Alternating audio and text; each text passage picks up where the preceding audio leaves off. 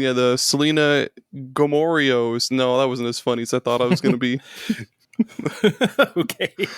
Gamora. Yeah, so they were at my store, so if the others, at least Steve or Kevin, can find them, we will have them on the air. What's special about them? They have like Selena Gomez's face pressed like on the fucking Oreo. That would be amazing.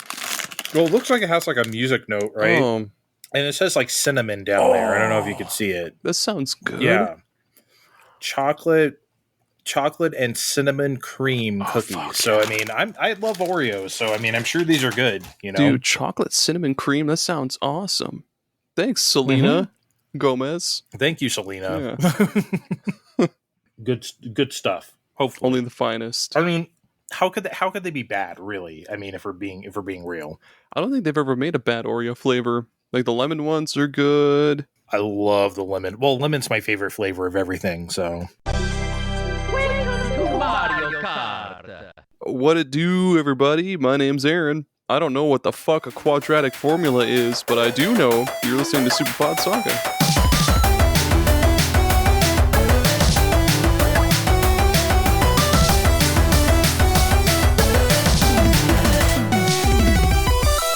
Hello, everybody. Hi. Welcome back to another superpodsaga. It's the greatest collaboration of all time. It's the one and only podcast where Jerry and I discuss every single video game topic in existence week by week.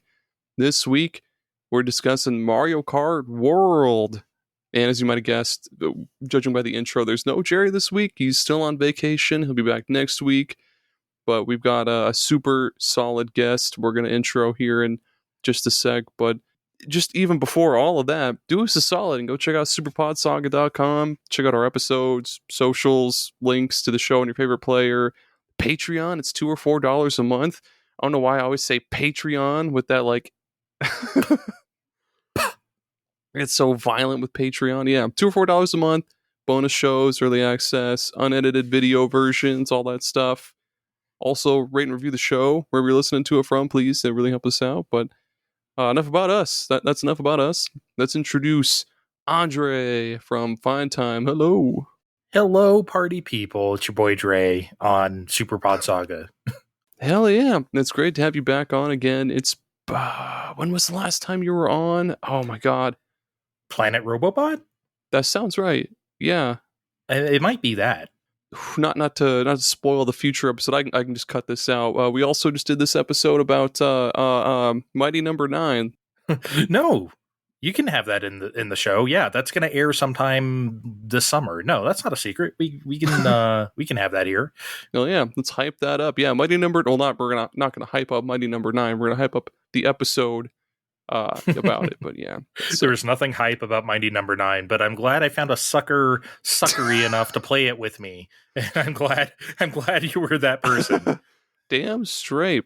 Yeah, I'm excited to talk about. Well, I don't know what it is about you, but talking about like any kind of game, even if like a shitty one, I always get so pumped to dive into the game. And then I get to the game and I just fucking hate the game, but I'm still excited to talk about it. Even if it sucks, it's always fun to talk about, right? Oh yeah. Well, go ahead and plug your show. Talk about your favorite games. Anything else you do? Go ahead and tell us about yourself and all that stuff. Tell everything about my personal life. Yeah, what's your social security number? Yeah, blood type. Yeah, I don't even know my own, but yeah. Well, I think the people. I don't know. It's been a while. I'm Andre. I do a show called Fine Time with two of my friends, Steve and Kevin. It's a weekly show. Sometimes there's guests, but usually there's not. It's usually just all three of us or a combination of the two of us talking about whatever we feel like. We could talk about new games like Mario Kart World. We could talk about old games like, Dragon Quest V. It doesn't matter. Whatever we are currently playing, that's what we're going to talk about. We love to play games. We love to do quiz games. We love to have discussions lately about what's the top 10. We had a recent episode about our top 10 favorite consoles. We all had to agree That's the thing. We had to come to a consensus list. So it's like a collective, like, yeah, top 10? Oh, shit. Yes, we all had to agree.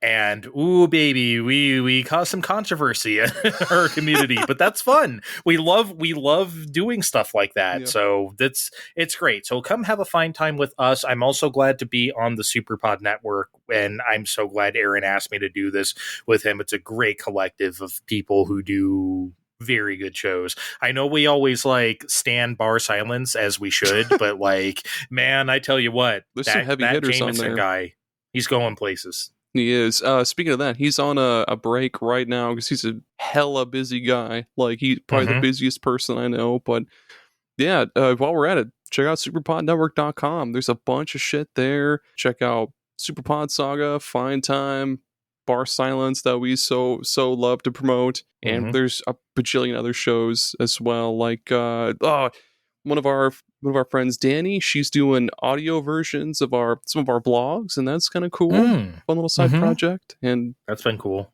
Yeah, it's great. It's a great place, great people, great stuff happening on that site, man. Now we get to the guest question. I forget if I asked you in the Kirby episode about your favorite gaming memory, but what's your favorite drink?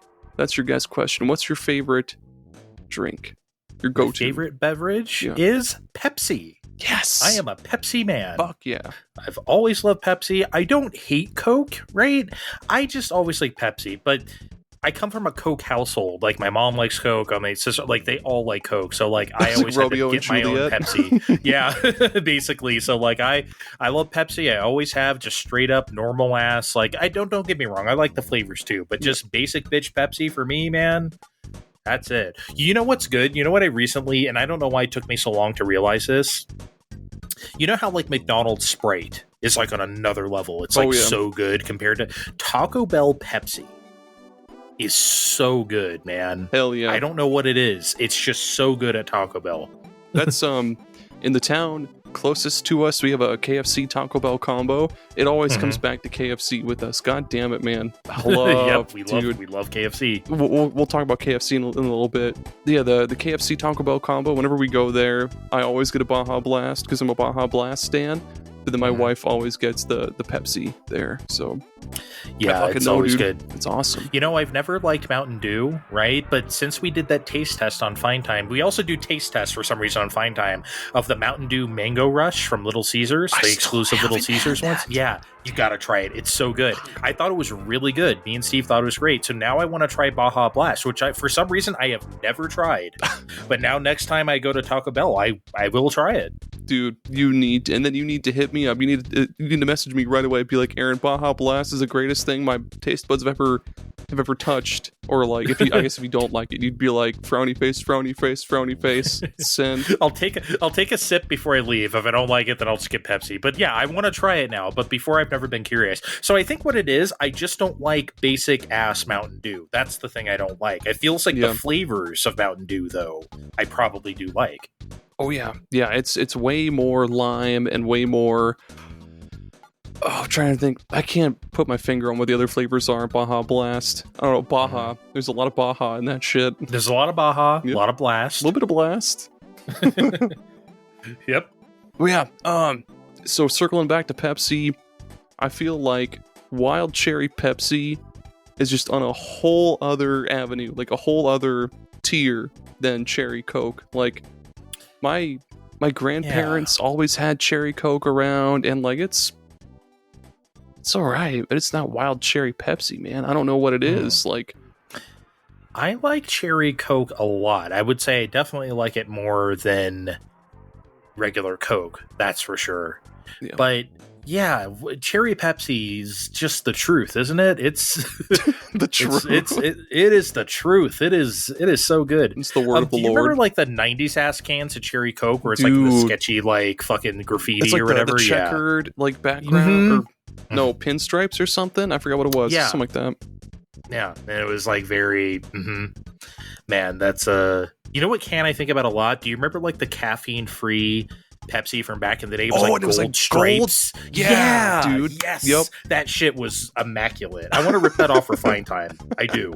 We've already ripped off like 2 different soda cans and like a snack package. We should definitely do the old caffeine-free Pepsi. You got to make sure you put caffeine-free somewhere on that too, man. You got to have that caffeine-free. Absolutely, for sure. Oh man, have you ever had the? We're eventually going to stop talking about Pepsi, but I want to bring up wild cherry vanilla Pepsi. Holy fuck! Mm-hmm. Oh, that's so good. It's very good. It's very good. I've had it. Yeah, that's. Typically, like when you get like to those like flavors, sometimes it can be too sweet for me, but that one was not. Like, cause like that's why I like Dr. Pepper, but I don't do like the flavors. It's just like too much for me for some reason. Yeah. But that particular Pepsi was very good. Oh hell yeah. Yeah, some mad scientist somewhere was like, we've kept wild cherry and vanilla separate for way too long. What if we combined them? And then boom, it was like the Powerpuff Girls intro. He's like combining cherry, Pepsi, and vanilla, and then boom, and then it's just he should be like pouring it into a beaker, and then it goes poof, and then he has crazy scientist hair. Like his glasses, like a fucking cartoon. His little goggles are all fogged up and shit. Yep. Mm-hmm. My Eureka! Yeah, what have I done? This is too powerful. Yes, I love it. We just made every 90s like advertisement ever. Oh, another tangent. I promise we're almost done with the tangents, but I remember this commercial for I forget what it was called, but it was this toy thing that you could make like gummy creepy crawlies. Yes. And it was like the commercial was so weird because there was a scientist dude like peeling the little gummies out. He'd be like, looks gross, tastes great, and he'd be eating like gummy spider or like gummy slime. Listeners, if any of you know what that is, please I know exactly hit me what up. that is. It was like, I don't remember the name, but I remember the commercial for sure. It was some stupid name too, like Dr. Gross or like, I don't want to say Doctor Strange because obviously that was like Marvel territory, but yeah, that was that. Yeah, I don't remember what Dr. Gross. Sounds like a so like a satirical Dr. Pepper.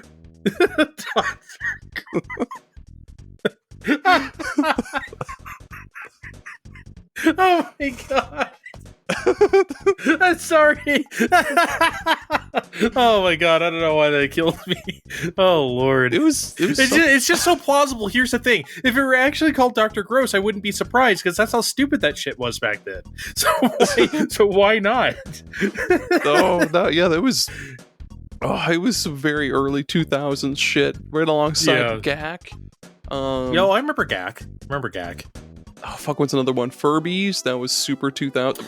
Or like the little dog, like little like ankle biter dog you can connect to your iPod. That shit was cool too. Oh, Ibo? Not Ibo. That's a different one. iDog, I think it's just what it's called. To be honest. iDog? Oh, Hasbro like you literally iDog. like iPhone or iPod or whatever. Yeah. Okay. Manufactured by Sega Toys. Yeah, Holy shit! They did a lot of weird shit, man. When they're trying to diversify after stop making consoles, it's like we need to do everything, including this. We got so much free time, we don't know what to do with it. Man, I don't have an R&D for hardware anymore. Oh, yeah, that's true. Yeah. Yeah, so might as well do something. Speaking of doing something, we've got news. We've got some weird news, weird and wacky news. Okay. So, you know Dig Dug, right? Well, it's back, kind of. Yeah, I saw this. Go ahead and tell the people. Yeah, so, oh man, so Dig Dug is back as a mobile game on iOS and Android. Dig Dug New Frontier. It's part of this other app called Gamesodes, and the game is only available for like 2 weeks or 2 months. I forget exactly what the time period is for it, but essentially it's basically like interactive TV shows. So I don't know, man. The look of it though was just, it sucks that like we've gotten to the point now where something can just look like a mobile game, and it just has that look. You know? Yeah. That doesn't always have to be bad, but in this case, it just feels kind of, I don't know, not Obviously, I'm not the target audience for this, even though I love that universe, especially Mr. Driller. I have a Mr. Driller tattoo, folks. So oh my god, I'm so jealous. Mr. Driller I do rules. love Mr. Driller. I'm gonna show Aaron right now to make him jelly. Right here. Oop, there it is, baby. Oh my god, that's so cool. There he is. Oh shit. Susumu Hori on my body forever. But yeah, Mr. Driller is there. Do you know who Mr. Driller's mom is? Because obviously his dad is Dig Dug. Oh, no, Mrs. Pac-Man. No, it's wouldn't that be some scandalous shit? It's Kissy from Baraduke. I don't know if you know the Namco game Baraduke, but that is his mom. So somehow Dig Dug got together with that bad bitch, and they had Mr. Driller because she's badass. Look at the Baraduke. Yeah, she's badass, dude. Hell yeah! I'm looking at this really really new image. Holy shit! All right, cool. Yeah, that's why it's one of my favorite skeets on Blue Sky. Was funny. It was funny. They put up the Baraduke poster, the arcade poster, and they just said Dig Dug fumbled a bad bitch. It's like, dude, you fumbled the bag. You let this lady go, bro. Damn, dude. So yeah. Oh shit, that's cool. One of these days we need to do like a Mr. Driller episode, because I feel like nobody talks about Mr. Driller, and that's a goddamn Nobody shame does, too. It's a great series. It's awesome. It's great stuff. Speaking of great stuff, here's another cool little piece that I found earlier today. Somebody got Sonic Mania Plus running on the Dreamcast, so that's kind of cool. Interesting. Yeah. There's no reason why that couldn't run on that hardware, obviously. Just, Yeah, probably just crunch it down to like, I don't know, 420p or maybe less than that. Yeah, you would have to make the sound. You'd have to crunch the sound somehow too into the like Dreamcast format. Oh, update. There's no sound. Have it now. There's no sound on it. What? Yeah, they'd cut that out apparently. What's the point of Sonic the Hedgehog? It's running. It's on it. No, that's not Sonic Mania. Sorry. Fail. Yeah, they got, according to this article on Retro Dodo, there isn't any sound yet, and they still have yet to get the 3D stages hooked up. But the progress so far is amazing. So I'm like, you can play it, but there's no audio. That's what, I'm sorry, I know this is going to sound rude, but like all these like fan projects where they try to put something on something, it's always like one level and it's like not half done. And then it's like, we're making progress. And then it's never the full game. It never seems to actually work out. It's like they did the entire thing on this. It's always just like a proof of concept that never, again, I know I probably sound like a prick, but like honestly, it just feels like what happens. Yeah. Yeah, they got, I mean, I wonder exactly how much data holy shit, I wonder how much data a Dreamcast disc can hold, or like how little it can hold, that they had to completely cut out the audio. It's a little over a gig is a Dreamcast disc. Damn. So that's tough. You would have to compress, and obviously those 3D stages can't look like that on Dreamcast. They're too high res. I understand they made it modeled after like Saturn graphics. At the same time, Saturn games didn't look like that and didn't run like that too. So they would have to severely cut the frame rate or something to get it to work. Maybe. I've always kind of like dreamed of, but I doubt will ever happen, is like we have all these people doing like fan projects of Sonic back on the Genesis, but I kind of want like a fan project, like just like a new fan made Sonic Adventure, like early 3D ass Sonic game. That'd be super fucking sweet.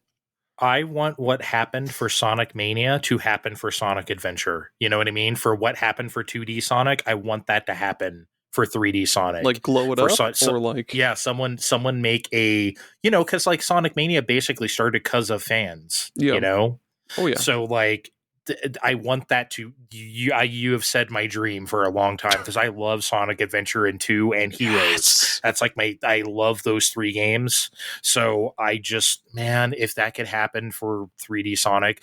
I don't really like the boost stuff. That's always the thing with Sonic. Once we get to like Unleashed and after that, I'm not really into that kind of gameplay. Yeah. So I want like the earlier 3D Sonic stuff as a game, as a Sonic Mania type game. I would lose my mind. Dude, Would be the best. especially if it's in that early 3D fucking style, or even just like the GameCube Sonic style. Oh my god, The music would just, oh dude, oh, I'm just dreaming right now. there's nothing like the Sonic Adventure 1 and 2 soundtracks. Like, Yep. if you go through all the other Sonic soundtracks, like they're kind of similar, but there's just something really early 2000s about that shit. Like when you get to the egg carrier stage or the Chow Garden. Oh, nothing beats the fucking Chow Dude. Garden track. Jun Senoway cooked on those soundtracks, dude. He cooked. Shit was incredible. Look, I kind of included Sonic Heroes earlier. I like the soundtrack to that too. Don't get me wrong, but it's not as good as like the 2 Sonic Adventures. It's just not. It's really good though. There's really good stuff on there, but not quite it. It was clear that Sonic 2006 was trying to carry that lineage, and it mostly does because the music in that game is great, but obviously the game sucks ass, so it's you know. Yeah, damn right. I mean, in fact, listeners, if you want to read about Sonic 06, we did a Game Club blog on Superpod Network. Just superpodnetwork.com. Search for Sonic 06, I think, and you might find it. Spoiler alert, we all said it sucks because it does indeed suck, and that in itself sucks because they have some good fucking bones on that game. Like, what they have like is kind of cool, but yeah, it's totally not done. Yeah. If they were allowed to finish it, which they weren't, obviously. Did I tell you this? I went to the only E3 I ever went to was 2006. Nice. Okay. So this was before Wii came out. This is before PS3. We're on the cusp of that generation, right? Xbox 360 was out already. Yeah. So I played a lot of stuff at that show, including Sonic 2006 on PS3. It's legit the first PS3 game I ever played because it was at that booth. And I was playing it and it was rough as hell, obviously, but I'm thinking like, okay, by the time this is supposed to come out in November or something, they got like 6 months. They can clean this up. They have time. They did not have time. That was exactly the state that game came out in. What I played at that show is what was released. No. And it's like, oh no.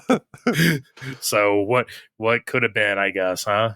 God damn. You would think they would have learned from the Sonic Extreme shit, which is just a whole other fucking mess, but like trying to rush it and then trying to scrap it and do it all over and then trying to rush it again and then kind of repeat that same cycle.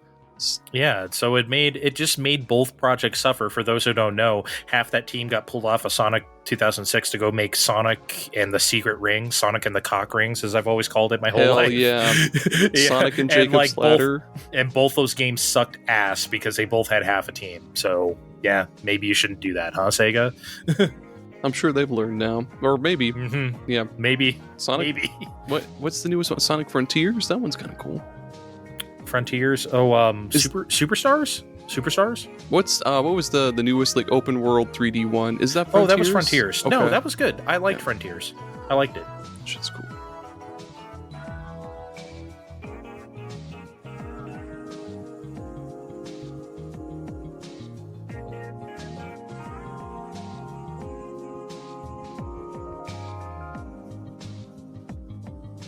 All right. Now we're getting to the actual topic now. We're going to talk about Mario Kart World finally. We're done talking about Pepsi and Sonic and Dreamcast as much as we want to keep talking about that because god damn it, I could talk about the Dreamcast all day. Me too. Yeah, so Mario Kart World, I mean, really no need to intro the game. It's brand spanking new. Came out June 5th, 2025. And it's the newest Mario Kart. And it rips. That's about. It's Mario Kart, baby. Yeah. Well, maybe that's a good place to start, huh? Because like, obviously, it's been 11 years since Mario Kart 8. Holy shit! Has it really been 11 years? Yeah, it came out like 2014 on Wii U, and then 2017 on Yeah. Switch, right? So, Oh my god. yeah, dude, it's been a very long time since they made a Mario Kart. So I was reading some of the developmental history because Nintendo does those like developer interviews with their own like people or whatever. Yeah. I was reading about some of it. This started as a Switch game, but then the concept was not going to fit on Switch. As they started making the game, it's like, we can't actually really do this on this hardware. And they were trying to. They were trying everything they could. They even considered lowering the frame rate to 30 to even try to get it to dude. happen. Yeah, which would have obviously been a terrible idea. So, like, don't do that. That the Mario Kart is one of those games that, I'm sorry, it needs to be 60. Yeah. Sorry. So they didn't do it. So that's why the booster course pass thing happened at like late in the Switch's life to add a bunch of more courses to Mario Kart 8. So it's like, okay, we need to hold this game for Switch 2. What can we do right now that will tide people over? So that's why they did the booster course thing. That's kind of cool. Yeah, I mean, I guess like I did like the booster course pass. Like I remember a lot of people complaining about, well, why can't we just get a new Mario Kart? It's the same Mario Kart from Wii U, but like it was pretty working sweet on it, buddy. Yeah, it was sweet, and it was cheap, dude. If for like all those courses, it was like hella cheap. And of course, if you have Nintendo Switch Online, the top tier, it's free anyway. Yeah, so, dude. Oh my god, I didn't know that. That's really cool. So that's why they did that, to just buy time. It's like, okay, we'll sit on this till Switch 2, and that's why for the first time Mario Kart is a launch game for the system, because they've been sitting on this for a while, and that's fine with me, because it doesn't seem like they really had a whole lot else to launch with it other than like Fast Fusion and Cyberpunk kind of, and like all those other games that launched with it. It's funny that we've gotten to a place though where, like, remember before it was always like, think about Dreamcast and launch and Sonic Adventure and Hydro Thunder and Blue Stinger. Like, they had all these games, right? Like, you had to have that strict launch lineup. You don't have to have that shit anymore. In this digital age, and especially with backwards compatibility, you don't really have to have that, like, okay, we know the games are coming. We trust Nintendo to do that nowadays. It's not like the Wii U days where they didn't have anything. So it's like, okay, I'll dink around with, like, Tears of the Kingdom in 4K at 60 frames a second. Oh my god. Right? Like, dude, sure, that'll tide me over. So it's interesting that they launched with Mario Kart World, but hey, what bigger game? It's always their consistent biggest selling game is Mario Kart. So why not? Hell yeah. I don't want to wait any longer for Donkey Kong Bonanza, because that looks really fucking good. But I didn't even watch that direct the other day. I'm like saving myself. I didn't even want to look. I'm like, I'll just play when it comes out. I have it pre-ordered. I'm ready. But yeah, man, Mario Kart World is a beast. I'll say this. I actually didn't like it at first. Oh, believe it or not, I didn't. I played the first couple of Grand Prix Cups, and I was like, I don't understand this. So, like, why are we doing a course and then we're driving to the next course and then we do a lap and then we just like, and then that's it? So it's like, is this a GP? And then, like, we're just playing random Mario music? Why are we playing the athletic theme from Mario 3 while driving to the next course? This is Mario Kart, motherfuckers. Like, I was just like, I was very confused, I was very confused. But then I played a couple more cups and I got it. It just clicked. I was like, okay, this is badass. This is great. Obviously, and I know it sounds stupid because it's obvious to everyone but me, it's a Mario road trip. Yep. That's what the game is. And dumbass, Andre, it's a Mario road trip. It's different from other Mario Karts. Because, like, let's be real, Aaron. Mario Kart 8 is about as far as they could push that formula, the classic Mario Kart formula. They needed to do something else. This is something else. That's what I always thought, man. Like, there cannot be more that they could do with Mario Kart. Because 8, they had a million tracks, a million characters. They had the, like, anti-gravity shit. You bop a little bumper on the ground, you spin, get a little boost. Woo! Mm-hmm. Yeah, but they fucking delivered with this for sure. My first impression of this whole thing, I mean, I was already like I was already cart pilled from the get-go. I was like, come on, I want that bundle. I'm going to play this non-fucking stop. And I sure as shit did. And Me right too. away, like, yeah, it's nuts. The, maybe we'll get to this later on, but I was kind of like, I was hoping the open world would be more than it is at first. But now that I've played it a lot more, like, I've warmed up to it quite a bit. Yeah. We can definitely talk about free roam mode in a bit here. I'm trying to think if there's any surface impressions that I had other than that. Yeah, I didn't. Yeah, I had to warm up to it. I really did. It just wasn't hitting for me. Donkey Kong. Obviously, it's based off of like Bonanza coming up here, but his facial expression is like the best thing I've ever seen. Dude, I know. He looks like he has no idea where he is. There is not a single thought in that head. He is like, he's constantly doing one of these. He's constantly like almost dabbing, but not. Kind of dabbing, yeah. It's pretty dabbish. Also, so this is a thing I was talking about on Fine Time because the guys like to pick characters like Shy Guy and Koopa Troopa, and my thing is no critters. Okay, Mario Kart is for people. Man. Mario Kart is for people. People, okay, but guess what? This game has like a billion critters. You have like Parabitty and like the Bumblebee, and like you can play as any critter you want, right? So like I've decided, because this is up to me, of course, I've decided that like having so many critters in the game makes it cool. They went maximal, like, here are all the enemies you might want to play as. And so now that's like, okay, I get it now. I get it. Dude, I'm so glad they added the critters. Like, usually when I'm picking a character, so for Mario Kart, my go-tos are Yoshi, Luigi, Wario, or Dry Bones if they have Dry Bones. But now my rotation is those four plus the fish skeleton plus Pokey plus the cow plus like the crab plus fucking Pokey. All of them because they're all Pokey so doesn't good. even have arms and legs. How does he drive that stupid motorcycle? I don't give a fuck. He goes fast and I win. Oh man. What is his name? Charge and Chuck, dude. I'm so glad they finally added Charge and Chuck to another Mario game. I love Charge and Chuck. Good. The guys are trying to tell me Charge and Chuck is a critter. And I'm like, no, he's a guy. I don't think he's a critter. Yeah, he's more of a guy than like he's more. Yeah, I feel like he's a dude. He's less of a creature. Well, no, he's more of a person than like a Goomba or a fucking bee or a fish. Right. Exactly. Yeah, I almost got beat by a Cheep the other day. It's like, please. Oh, man, goated Cheep. Why didn't they add hold on. Why didn't they add a blooper? Why don't we get a fucking little squid guy? I want to play as a blooper. That's so weird that they don't have blooper. They added literally everything else. Yeah. Yeah, it's so bizarre that they don't have blooper. They have Cheep. I mean, come on. That's the one I probably don't ever pick.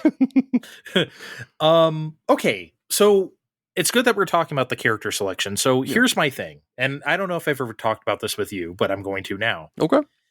For years and years, my hot take was that I didn't like the crossover stuff in Mario Kart 8 and Deluxe.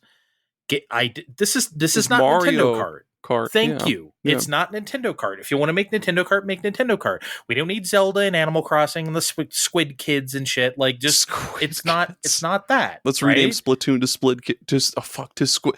Rename Splatoon to Squid Kids. Holy fuck! Yes. Let's move away from that. God damn. Squid Kids 4 coming out on Switch 2 pretty soon. Frontiers. Fucking. But guess what?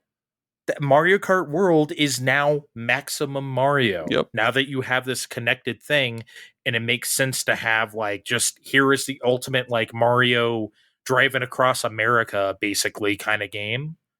Oh, it's definitely America, right? Rambling man. I'm surprised they didn't license that song for the game. It would have fit in like perfectly.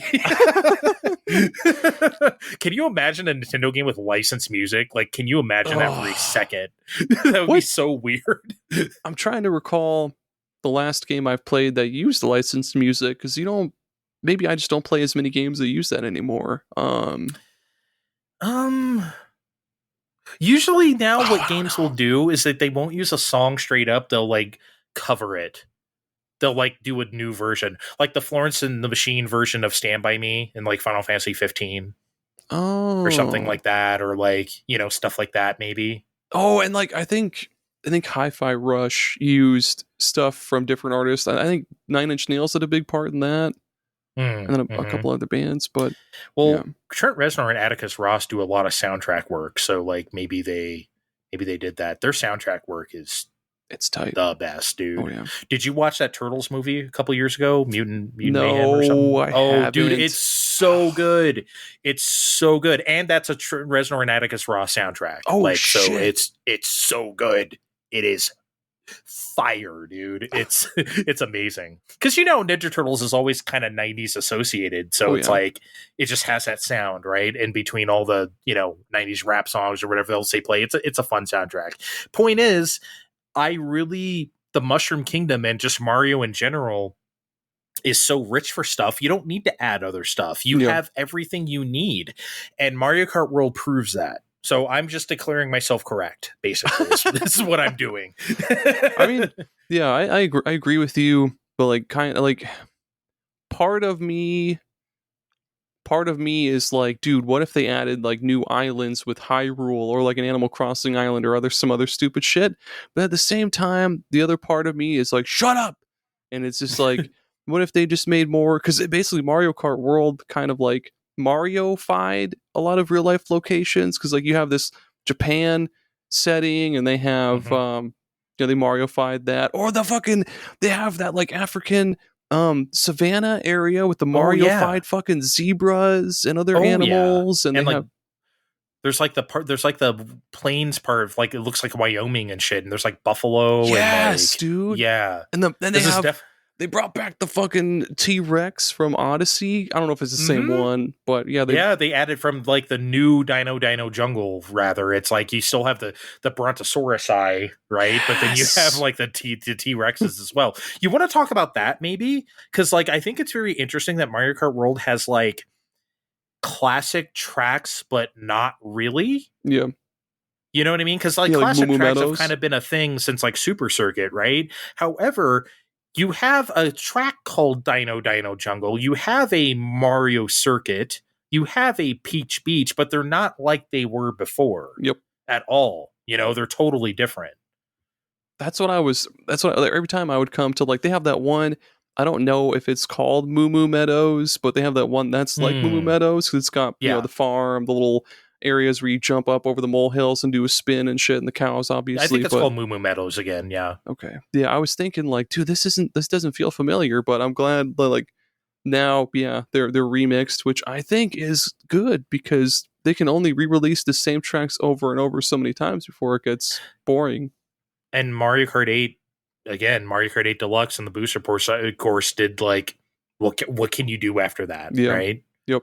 It's kind of like the Smash problem right now, where people are like, what do you do now that you had everybody? Well, you can do something else. There's always another idea, and like Mario Kart World proves that. So there's always a new way to approach it.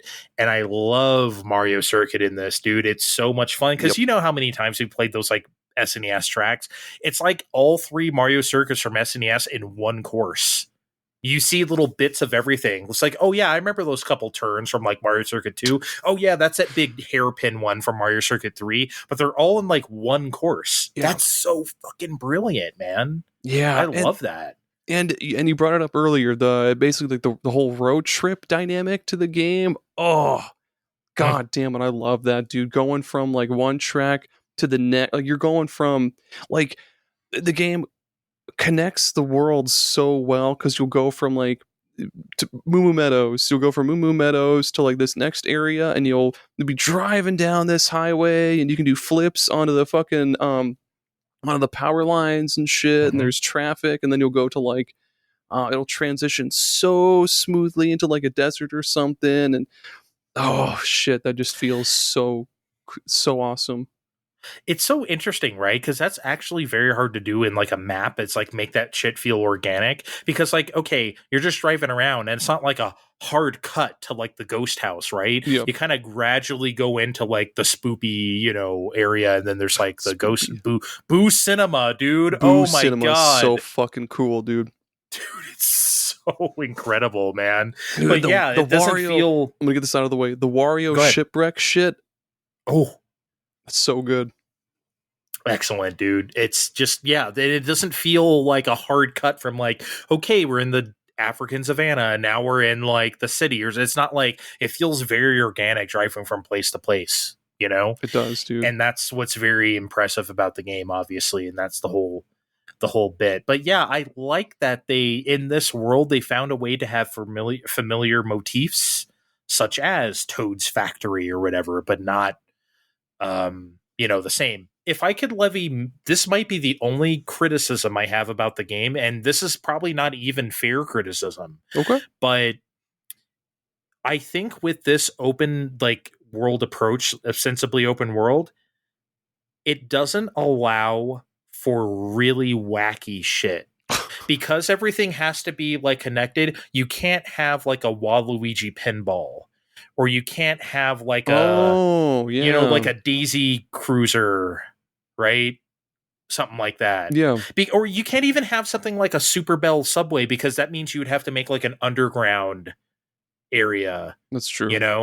So, but again, I don't even know if that's fair for me to say, but like that doesn't mean that like you can't incorporate those things in the future, but it'd be very, very hard, because when you're thinking about like, this is the course, this is the only place you're at and that's it, that's fine. When you have to think about connecting it to a larger world, you can't really have stuff like that. But again, I don't know if that's fair for me to criticize, because like that makes them think different.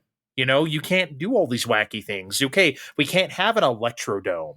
How can we be creative by just making stuff out here on the road? Oh man. So I think they could figure it out though. Like I bet, so for Daisy Cruiser, because Daisy Cruiser was just that fucking like cruise ship, wasn't it? Mm-hmm. I bet they could work that out. Just have you go from like this area over here on this beach, and then somehow you go to like, I'm trying to think of something that would connect to it, just like chains, I guess, chains connecting to it, and then boom, you're on it, and it's huge. Well, you can, and then with this game, you can also like jet ski and stuff, right? So like, I guess you could just kind of like drive out there. That's true. You could drive right on over to it. Maybe there's like I don't know, the loading dock. I don't know what you call it. The loading bay is open, and you can go into it from there and then work your way up. And then you leave by going through a cannon or something. Mm-hmm. It's totally open to interpretation. I don't know. Well, I mean, you talked a little bit about like possible future DLC. Please, God, let there be DLC for this game. There's gotta be. Oh my God. But like I was thinking Isle Delfino. Right? Like you can kind of just put the whole island out there in the water, right? You can kind of just have that, I think. I don't know if you remember like pre-release footage of Mario Odyssey had like Isle Delfino, it had like the dolphin, like when they were looking at the map, but that's obviously not in the game. Yeah. So like maybe they can incorporate something like that. That would just be so cool. If they could have, I know they already have like some city courses, but for me, Mario Kart, I love city courses in any game. Those are always my favorite. Toad's Turnpike, it doesn't matter, Mushroom Bridge or whatever. I'm always here for it. If they could have, I don't know, could they add like a new Donk City? Could they add like, I mean, I feel like it would be very easy to just, not very easy, but you know what I mean? Like just graft stuff onto it. They totally could. There's without pulling up a map, I'm sure there's lots of open space in between different areas that you could tack it on. But I don't know if that would fuck up like the drive from one course to the next in Grand Prix or not. It probably would. I think they would have to make another map. Yeah, I think it'd be better if they just made another map. Hell, like a whole new island. Okay if they, dude, I would be okay if they just did like a Mario Kart World 2 a couple years from now and just have this exact same concept, totally new island and locations. Just, I would be completely okay with that. Honestly, that'd be, oh my God, that'd be so cool. And they have maps from like DK Bonanza or like shit from oh my God, stumbling on myself all over again. They bring back a map from like Luigi's Mansion, but they don't make it a fucking battle stage. They make it a full on. Wait, didn't they have a stage you could race through for Luigi's Mansion? It wasn't Luigi's Mansion, but it was like it's very Luigi's Mansion like. It's in Mario Kart 8, right? They have like a spoopy mansion stage, and it may as well be Luigi's Mansion, but it's not called that. I'm surprised they never did one like that, but they never did like an official like Luigi's Mansion. You know what I fucking love? I love before you get to Boo Cinema, all those like boardwalk planks, almost like the SNES game of like the Ghost House courses. Yeah, where it's like that's not really because like if you're driving there on a way to a course, you're going to drive through those. But if you're just playing Boo Cinema, you're not going to see them. And I love that. You know, it gives it that little bit of and they do that a lot. Like they play with like very, very like subtle throwbacks to other stages, because there's in the dinosaur area there's it really feels like Yoshi's Canyon or whatever that's called. You get that kind of feel there. Maybe that's just my brain cooking like, oh, this is like Yoshi's Canyon, but yeah, there's like really subtle throwbacks in my mind. You know what I would love? You know what kind of course I would love? You played Yoshi's Story, right? Oh yeah. I love the jungle levels in Yoshi's Story. If they could make like a course out of that, and that could be like the Yoshi course with like the watermelons and everything and like the different fruit and like, that would be. And you know how like weird and blobby and like stretchy those enemies are in like Yoshi's Story? Like they're so like weird. I would love a course like that, man. That'd be cool. Be so good. Man. Oh, maybe. Okay. I'm going to say this here because when we talked about Mario Kart World on Fine Time, I forgot to say this. So I'm going this is a Super Pod Saga exclusive. Yes. This is the thing I love the most about Mario Kart World. I love that. Okay. So you have courses and then you have driving. You have open world driving. Yeah. And the modes kind of mix and match those things. So you have on one end of the spectrum, okay, you have Knockout Tour, which is completely rally racing, driving from place to place. You are completely open road, driving through all these places and whatever, right? Yeah.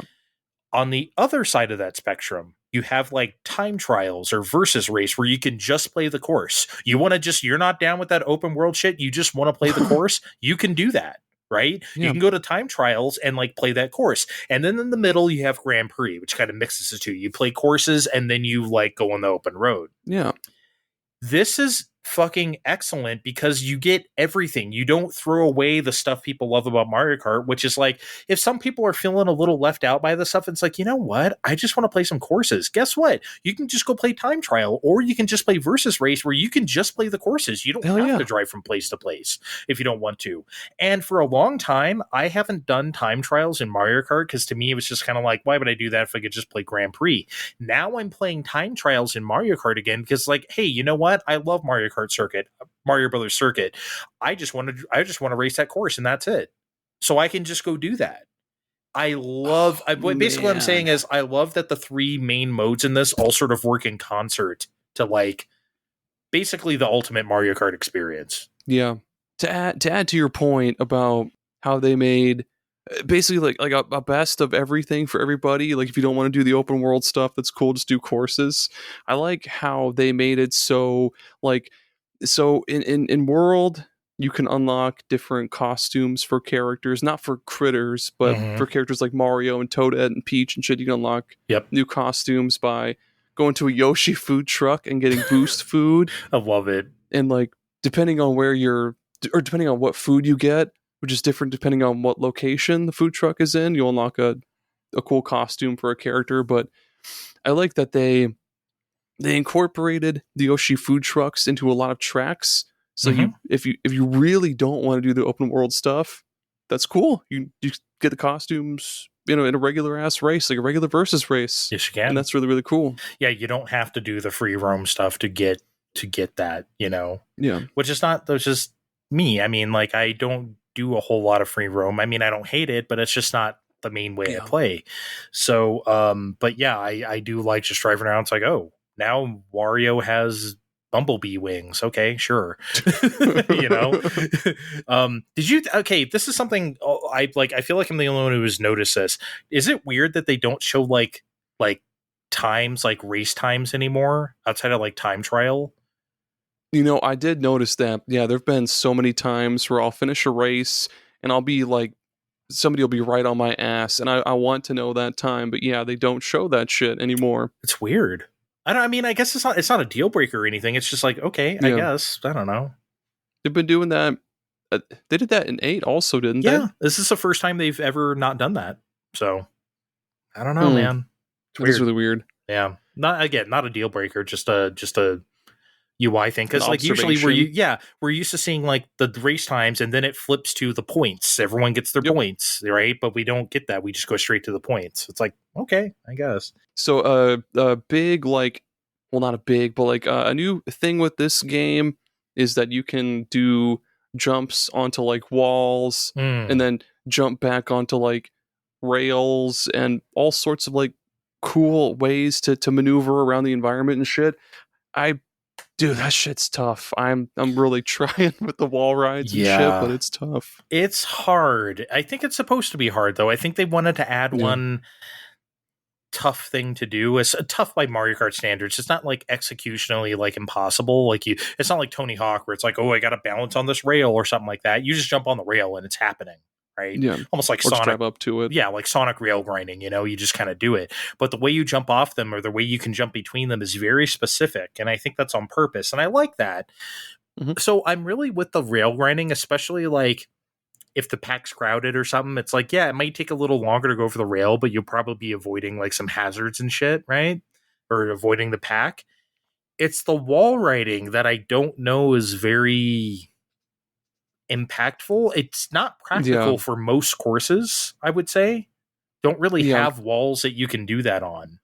I wonder if it's mostly just for like the transition races, like when you're driving from like track to track, because I know there's lots of like billboards, or you can jump onto the side of a truck and like wall ride on a truck and then bounce off and shit like that. Yeah. I can't think of any like other than like a city stage where you could just like jump onto a wall. DK Spaceport.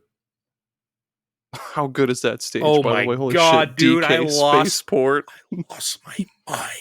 I lost my mind. Dude, I'm a Donkey Kong freak. I love Donkey Kong before Donkey Kong Country. Well, yeah. I'm not saying I'm a Donkey Kong Country complete hater, but to me, Donkey Kong is like the classic shit, right? And that's why I'm really glad about Bonanza. It seems like Nintendo themselves is kind of taking that back a little bit. Point is, when we do classic Donkey Kong type shit, you will move me to tears practically.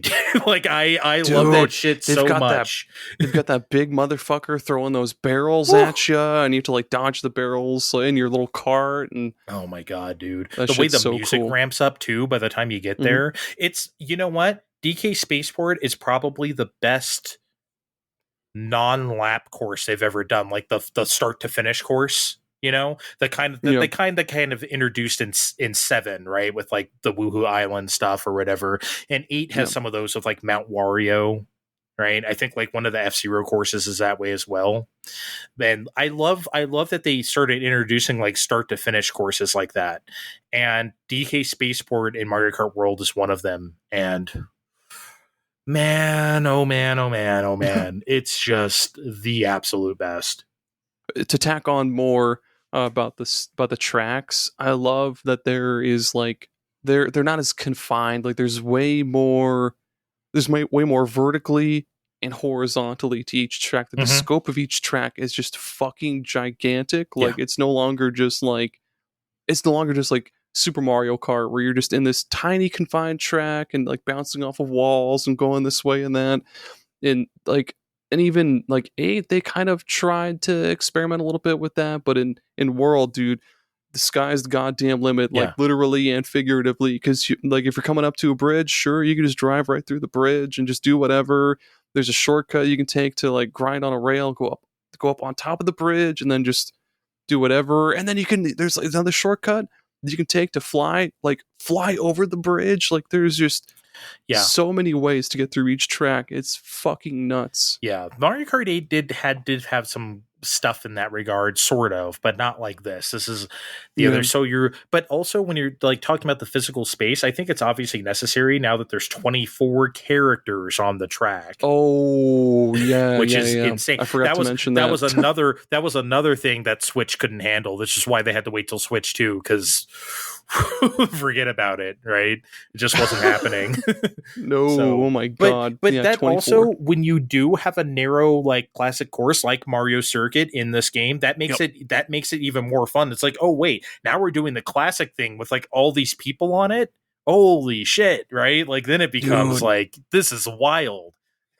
How have you played a lot? Like the main mode that I play a lot of is Knockout Tour. Like I'll get together with a bunch of dudes in the Tales from the Backlog server, or just like me and Jerry and a couple other friends, and we'll play Knockout Tour. Have you played it in that at all?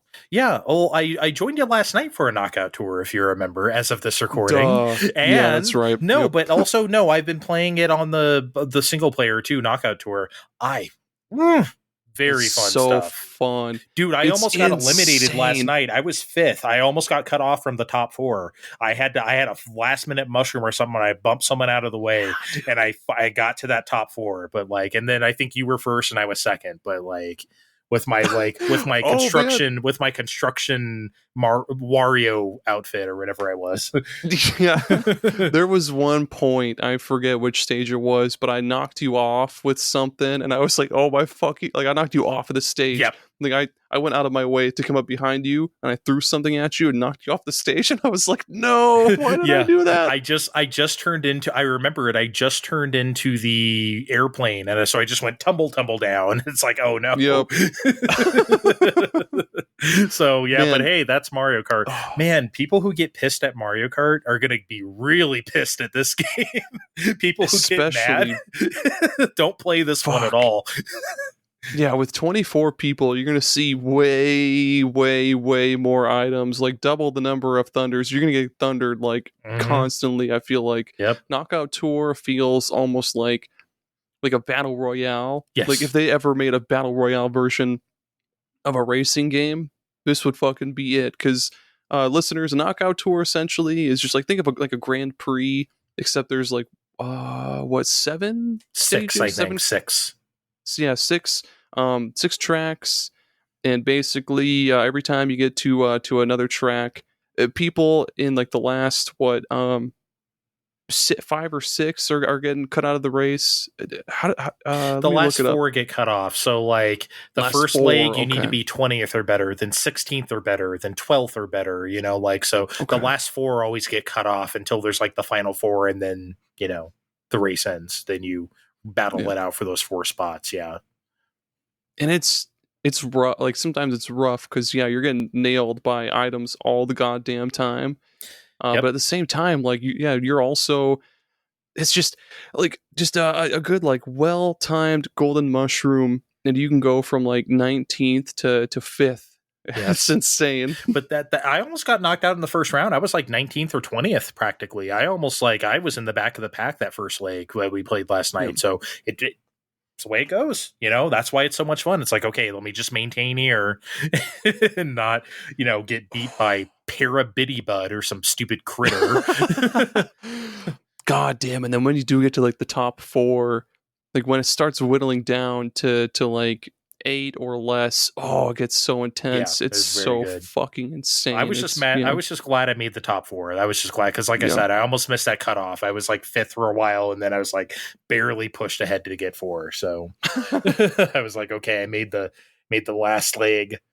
Yeah, the Knockout Tour, very fun stuff. It seems like the kind of mode that they organically thought of while just like making the game. It's like, we have all this open space. Let's not just do Grand Prix this way. Let's just have a straight up rally race, which obviously harkens back to their roots as like their earlier like racing games on like, I don't know if like Famicom Disk System racing games. They had like a couple of them. There was like a F1 one, and then there was one called 3D Hot Rally. It's referenced a lot because if you see those like monster trucks called Monster with the big wheels, those are from that game, that Famicom game. Yeah. Okay. So like yeah. they always reference those like old racing games of theirs before like Super Mario Kart. So like they've always, for some reason, you know how Nintendo is, they always keep their lineages, right? So Oh yeah. God, that's a game I wish would show up on Nintendo Switch Online. Anyway, man, all the courses in here are winners. Like I said, I love Mario Circuit, DK Spaceport, Peach Stadium, dude. Peach Stadium is so sick. I love that one.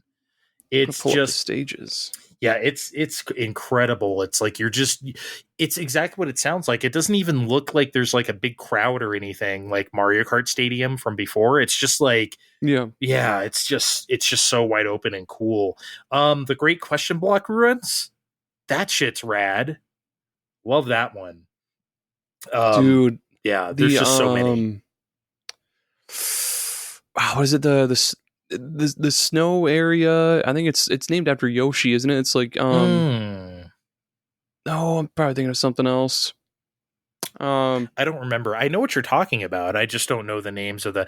You know what else I like? I like that there's not just like here's the snow patch. There's like a couple different snow levels in that area. You know, Yeah, it's not just the one winter course. it's a whole ass region. Yeah, that's because like, even the desert area, they have the African savanna type place. Mhm. They have the main like sandy, the one that feels a lot like every other desert level and every other Mario Kart that has like the giant quicksand pit in the middle, mhm. and you have to go around it and shit. Yep. And they have one other desert level, I forget, but that's a big thing with this fucking game that I really love is like they have like a collective amount of tracks within a certain theme, and that's really fucking cool.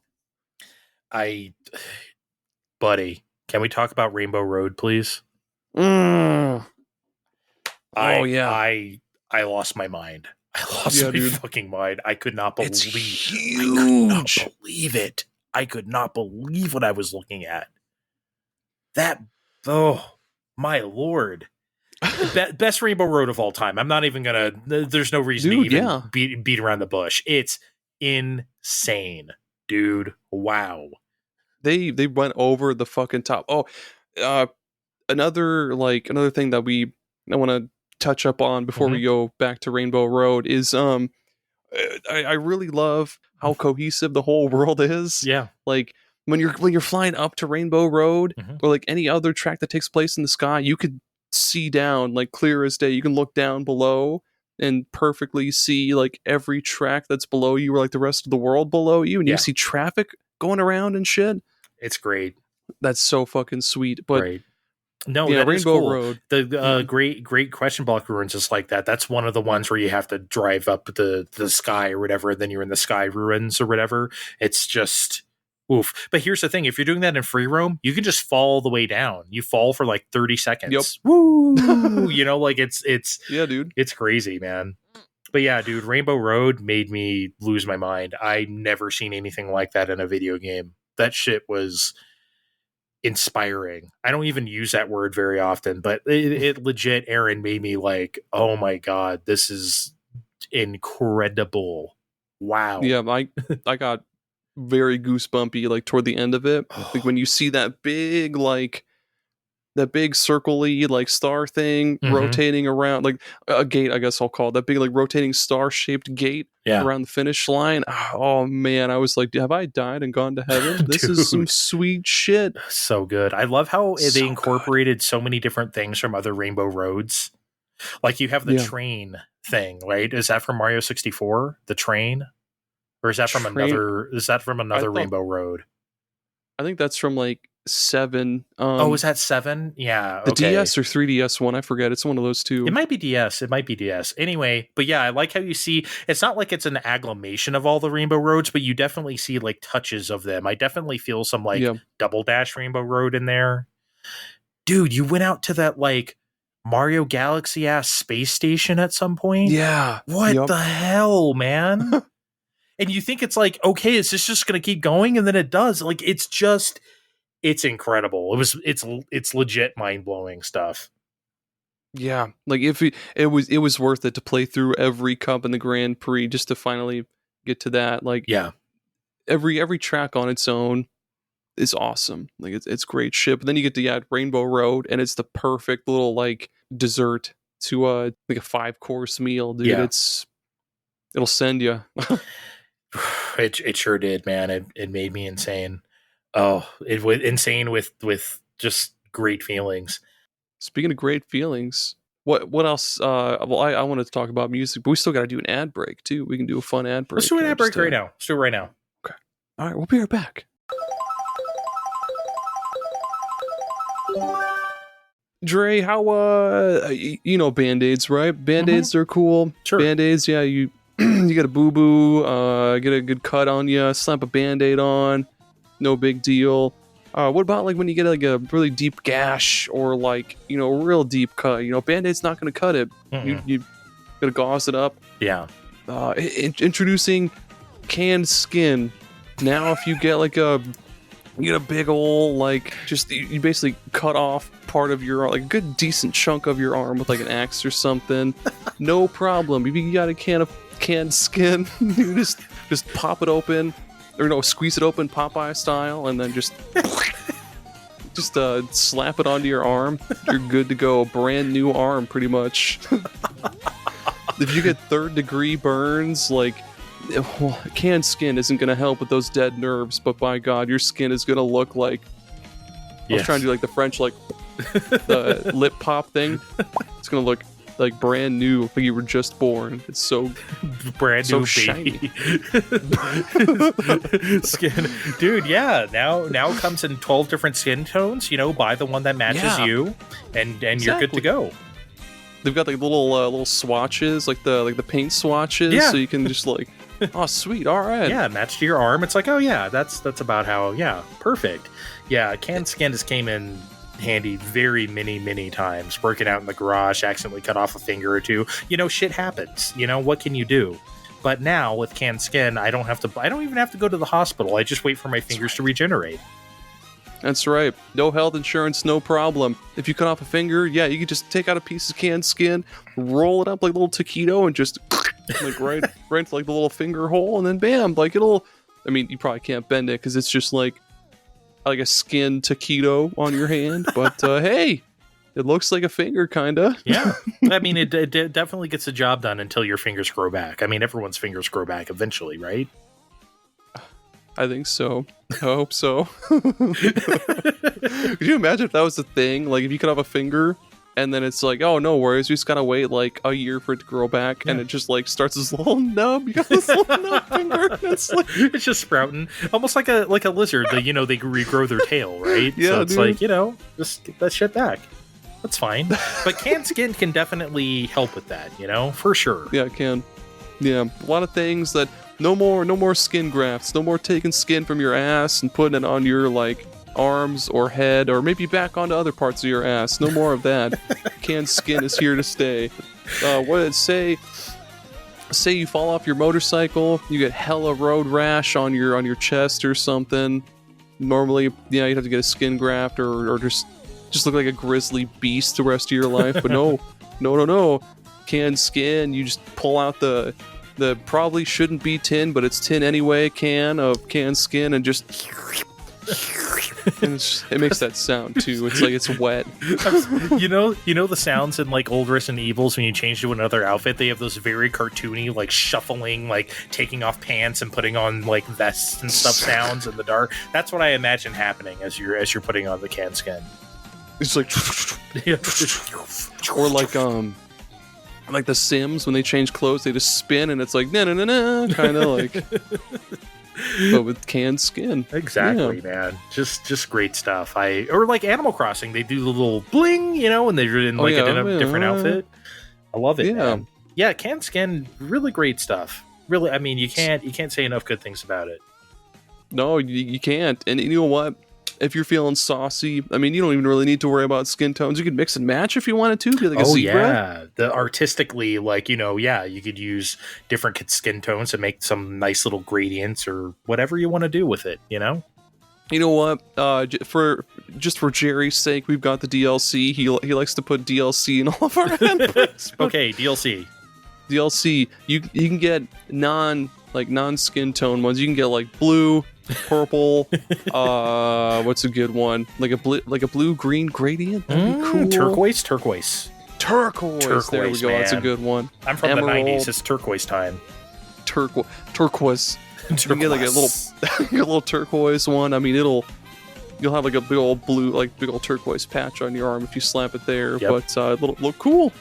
And they have ones that have pieces of canned skin that have tattoos already on them. So if you don't want to go through getting a tattoo, just right there. That'd be great. That's better than like fucking the temp tattoos we did as a kid. Put the water on it and peel it off. Now you have canned skin to, cover, or if you need to cover up a tattoo, I would say if you're meeting your girlfriend's parents for the first time and it's like, okay, you don't want to look like a total ass, you can cover up one, That's beautiful. Yeah, tattoo cover-ups, removals, whatever. Just it's like a snap bracelet. You get your canned skin just whoosh, and it just like conforms all the way around your arm. I love snap bracelets, dude. That was the shit back then. Oh man. Oh my god, I had such a good one a second ago. Oh yeah. But depending on where you put your canned skin, you have to wait a little while before you apply more canned skin, because before you know it, you'll have a big old like a big old lump. Yeah. I keep using my arm, like that's the only place I'm ever gonna put it, but like wherever you put it, you're gonna end up getting like a big lump. 'Cause it's just gonna be all this built up canned skin, and it's still kind of unstable in some ways, so it might like conform together and might make a face, but just ignore it, it'll go away. If you ever wanted to know what you would look like not circumcised, you just slap that shit on your dick. Just that's canned skin, you can get like a little view of it. I mean, it's probably not exactly the same, but just slap it right on there. See what it looks like, Get recircumcised with canned skin. Yeah, you'll have to get it cut off again later, so don't do it unless you're sure, right? But Oh my god, they get the little cigar cutter thing out to cut off the tip of your penis. That sounds like a fucking that sounds like an episode of something. The man who was circumcised twice. Those are the days of our lives. Recircumcised. Oh fucking A. That's shit. Man. Thanks, circumcisions for sponsoring this episode. Canned skin. Thank you, canned skin foreskins. Canned foreskins. Canned foreskins. Oh my god.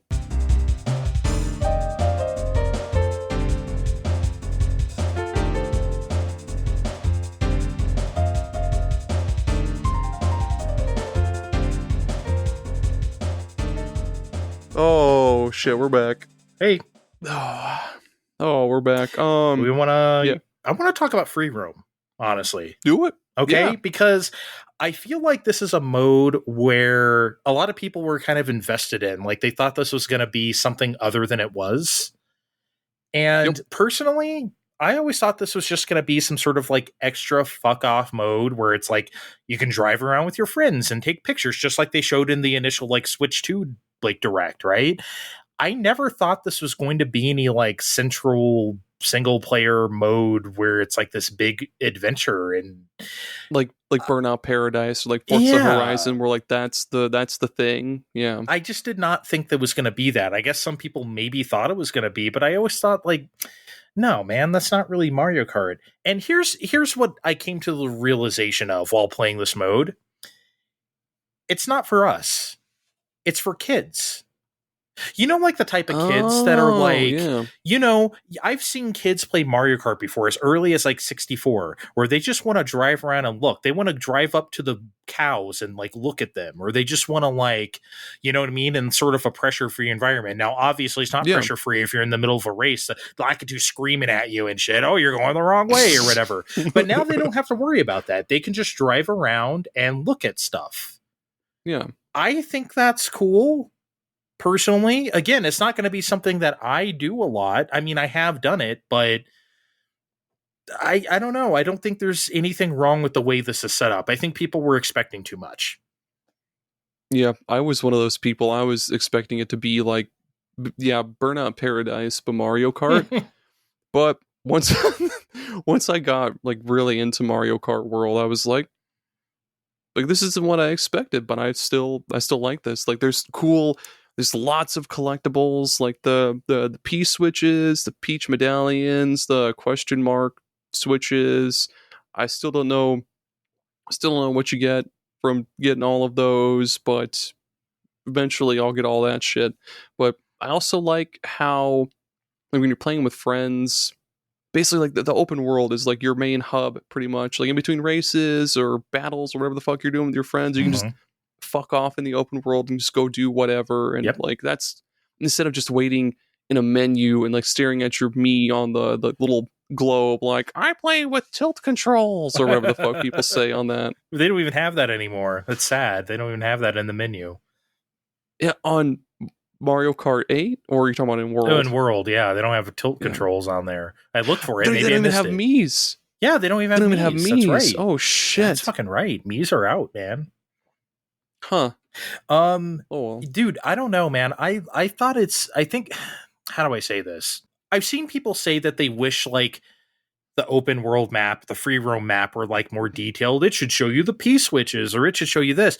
And I'm like, no, dude, I think there's a reason why they didn't show you that stuff. Because think about how many people, Aaron, where they talk about like Ubisoft open world, here are 1,000 things on the map to go do, and then they feel overwhelmed or they don't like the way that looks or something. Exactly. Then it's like Nintendo wants to avoid that. They don't want you to feel pressured to do anything in particular.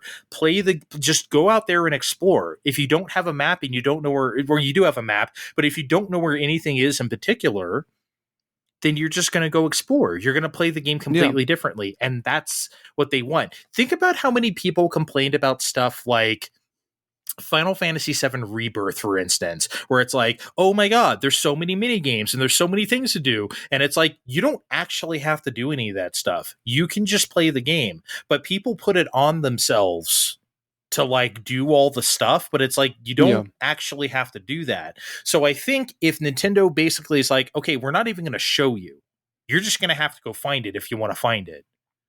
That removes that brain tick from people's heads where they feel like they have to do stuff even though they don't have to do it, you know?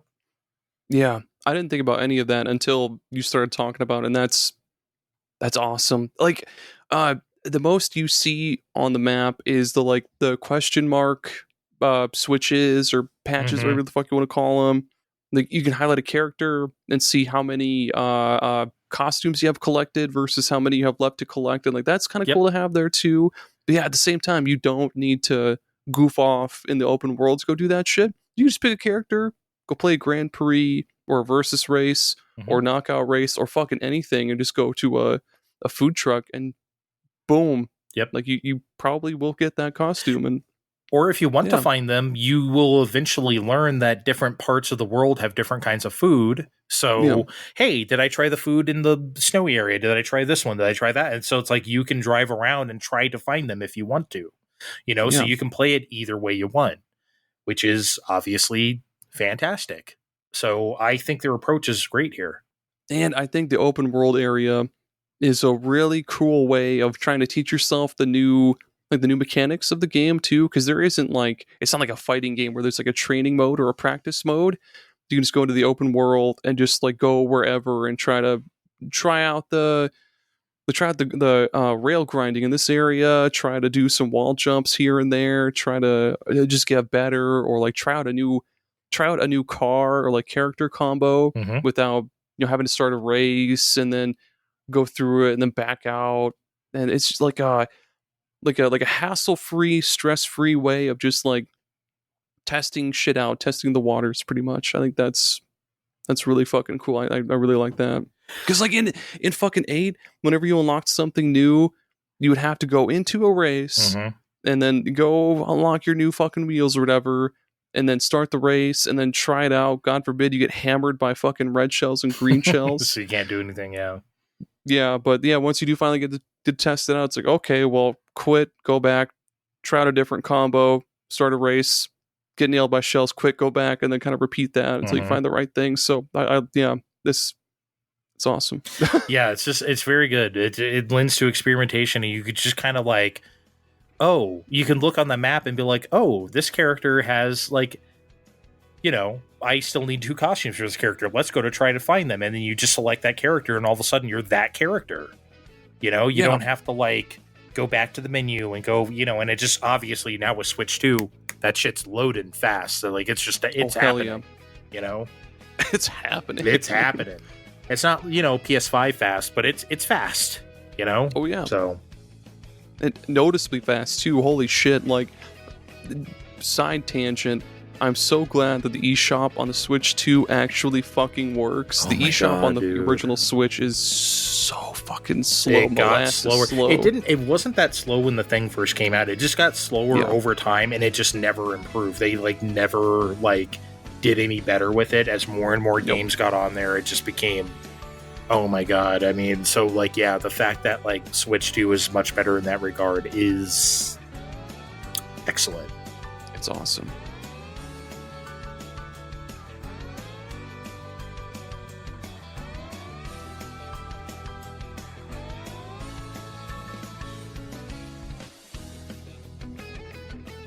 Let's talk music, baby. I'm ready. Yeah. Let's talk music. I'm glad we saved this for last, because my god, dude, first off, like the very first track that plays, it sets the mood for the whole entire thing. You know, we go with starting with the fucking harmonicas. Mm-hmm. That sets the tone for the road trip, right? That's like Americana. I think that's what I like the most. Maybe that's a good place for me to start. I think like hearing all these Mario Kart songs in various types of American styles of music, whether it's jazz or ska or bluegrass or kind of country-ish or, you know, whatever, hard rock with that harmonica, right? All of it's great. But that's the thing. I joked and I called this like the circle of the moon of like Mario Kart soundtracks, because almost all the music is from another Mario Kart game. There are some originals, don't get me wrong, like that theme song you mentioned, but most of it is from other games, from other Mario Kart games, which is something they haven't really done before. Usually they always do original music unless it's a classic track. But now hearing those in such fresh takes is insane. I never thought I would hear songs that we heard a million times, like Mario Circuit or Toad's Turnpike or whatever. Like hearing those in these new ways is so good, man. Like the music team knocked it out of the park here. I didn't think it could get better than Mario Kart 8, and it did. Like, dude, this shit's incredible. And they go way beyond like redoing other Mario Kart tracks. They also do there were at least 2 Luigi's Mansion tracks that I heard that they did like little jazz cover, like slow jazz covers of. There's like a Yoshi's Island track, I forget which one, but yeah, they slow jazzed that. I heard Steam Gardens. I heard Steam Gardens from Mario Odyssey in there somewhere. I heard the Egyptian like underground theme from Super Mario Land at some point. Yeah, dude. Oh shit! Did you hear the like big band swing credits theme from Super Mario World? Did you hear that version of like the credits for Mario World in there? Yeah, dude. That's the thing about it. They're not just doing Mario songs just to do them out on the open world. They're like deep cuts. They are some real Mario. If you're a Mario freak like me, you are eaten right now. Like this shit's crazy, man. Wow. Like good time to be a Mario freak. Basically. Yeah, they've really mishmashed as much Mario as they could in this whole goddamn thing. Oh man, I don't know what more to say about the music other than like it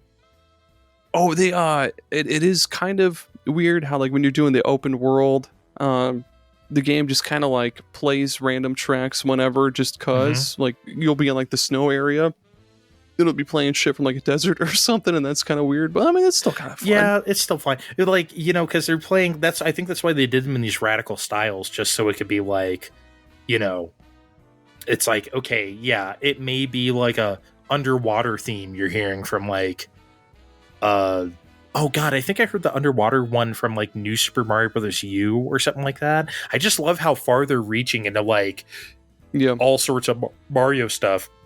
And like you said, I heard Luigi. You heard the general like over leitmotif from Luigi's Mansion. I heard that too. God, man, just incredible stuff. I legit think it's one of the best Nintendo soundtracks of all time, and I'm not being prisoner of the moment. I really do believe it is. Yeah. It's going to be very hard. And like I said, I was kind of like, I remember I was kind of put off at the beginning because like when I first did Mario Brothers Circuit and you start getting down the open world, the first song they played for me was like Mario 3 Athletic. And I'm like, guys, this is Mario Kart. What the fuck are you doing, man? But then it's just like, you know, because like that kind of stuff bothered me in like Super Mario 3D World, where they didn't have, in my opinion, not a whole lot of ideas of their own. It was just kind of like, here's a Mario game, and it's just like, okay, here are some like classic songs because it's Mario, right? That to me felt forced and just like whatever. Mario Kart World doesn't feel forced. This shit is like legit, especially again, like I said, they're pulling, they're doing like deep cuts and everything, and which is always what I want to hear. I never want to hear the songs we know. I want to hear the songs we don't get to hear very often. So that's this game pleased me very, very well in that regard. I mean, I don't even know if I've heard every song in this because there's just so many. Dude, when they release this shit on Nintendo Music, it's going to be like 200 tracks or something. It's going to be fucking crazy. I can't wait. I'm glad that they like jazz fusioned everything and basically like redid the tracks instead of just adding the same shit over and over and over. That's so smart of them, dude. Everything about this fucking game feels like familiar, but totally like brand spanking new. That everything about this game just rips. Yeah, it's so awesome. 100%. Here's a random thing. Do you think it's cool that like now when you get an item, it automatically holds it behind your cart now instead of like having to hold like the trigger button, like the item button? You know, because before to hold like a green shell behind you, you'd have to like hold it, right? If you didn't have like the revolving ones, like the triple, if you just wanted to hold one behind you, like a banana peel or something. But now you don't have to do that. It just appears behind you. I did not fucking notice that. That's a deep cut. Okay. Yeah. Yeah, because like whenever I'm playing Knockout Tour and I get like a banana or something, I usually just let that shit sit to eat up a shell or something. Mm-hmm. I totally did not notice that at all. Yeah, now you don't have to. Before you had to like purposefully let it sit behind you. I do. Again, I don't know if this is like a totally fair criticism. I like that they brought back the feather to then you could do stuff with it, especially now you could wall ride with it. It's cool. There isn't really like any new items that are like too wacky. Like I love how Mario Kart 8 had the 8 where you got like all the items at once. That shit was so, you know what I mean? Like, I guess there's enough chaos already. They don't need to like go crazy with stuff like that. But like, there's no real like items that are like interesting in that regard. But I guess it doesn't have to be. They're just Mario Kart at this point, you know? Yeah, I feel like they kind of refined the list of items that they have in this game, like just the ones that work. Like they've weeded out the ones that don't. Like I'm glad they took out the fucking piranha plant. I just did not really care for I the liked piranha it. plant. I like the piranha plant actually, believe it or not. Oh, I guess the new one they did add was the big mushroom, the mushroom that makes you big. That's in fucking what is that in? That's in another game. They brought it back. Wii, maybe. I know. I don't think I ever played the Wii Mario Kart. I think it might be Wii, but it hasn't been seen since Wii. So I think that's like a deep cut that they brought back. It may as well be new at this point since that game is fucking 20 years old or whatever. So yeah.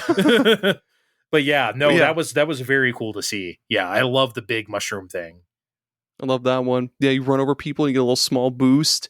I noticed that there's two kinds. There's like the orange fireballs and the blue fireballs. Do you know what the fuck the difference is with that? I think the blue ones is like the ice flower. I think it might actually freeze you, but I think it's just visually interesting to just have two flowers. I don't think they do too much different, in my opinion.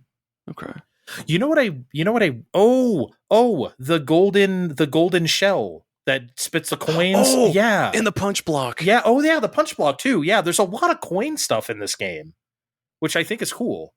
I prefer Mario Kart games with coins. I know some of them don't have it, but that was one thing I did not like about Mario Kart 64. They don't have coins. I like when Mario Kart games have coins. So isn't it like the more coins you have, like the gradually faster your car will get or whatever? Yes, it was like a top speed and you thing. also unlock shit. It was, you unlock shit. I don't know if the top speed thing applies to this game. I haven't really noticed a speed difference, but it was definitely noticeable in like something like Mario Kart Super Circuit, where like, you know, like the GBA one, where like getting those coins is like your top speed goes way up. I don't know if World does that, but it is fun that they have coins and it does unlock stuff. So that is good. Other than that, they still have all the, you know, green shells, the blue shells, red shells, bananas.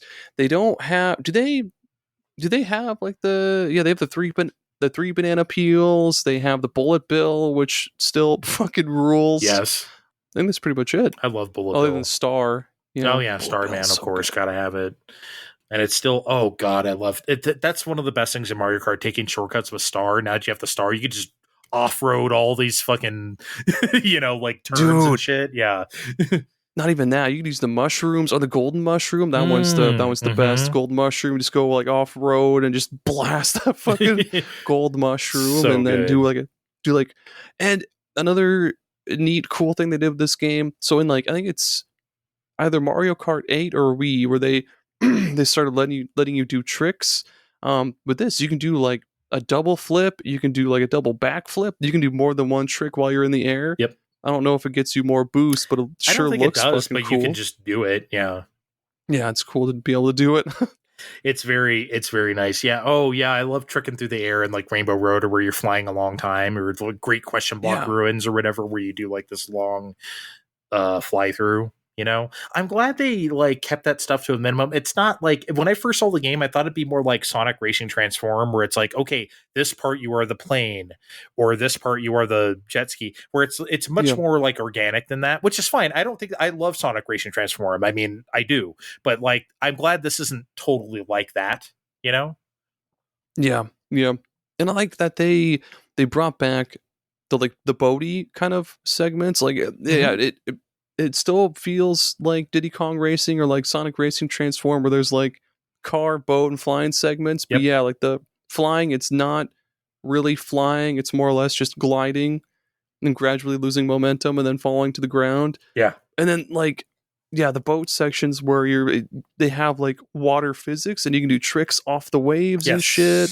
And that shit feels good. I'm this to go off topic with Sonic and like Sonic Racing Transformed.